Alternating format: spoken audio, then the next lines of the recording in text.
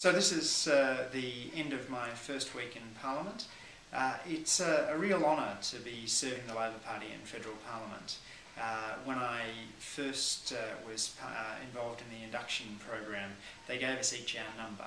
That is, how many people have served in Federal Parliament up to you. My number is 1078, meaning that I'm the 1078th person to have served in Federal Parliament since 1901.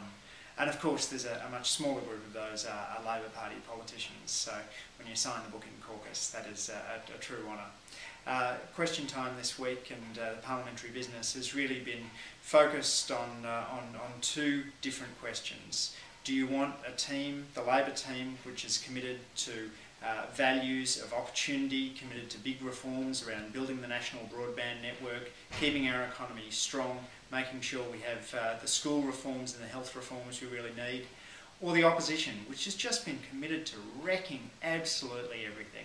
I mean, the thing that's been striking this week is Tony Abbott's willingness just to tear up not only any attempt at legislative consensus, but also the sort of standard norms that make Parliament work. The norms that say when the Prime Minister's got an important meeting overseas, she should be able to go to that important meeting, even if it clashes with Parliament. That says that when Simon Crean wants to speak down the National Press Club, he should be able to speak down the National Press Club. And so that's evidence that Tony Abbott is, I think, really trying to do everything he can to gum up the system. But there's some important reforms that have gone on the table. The national preventive health reforms, reforms around improving our therapeutic goods regulation, and important reforms around tightening up the restrictions on organised crime. And it's been a lot of fun to see those going through, and also to see the first speeches in the Parliament. We had first speech by Deb O'Neill, a member for Robertson, talking a lot about the importance of education for her.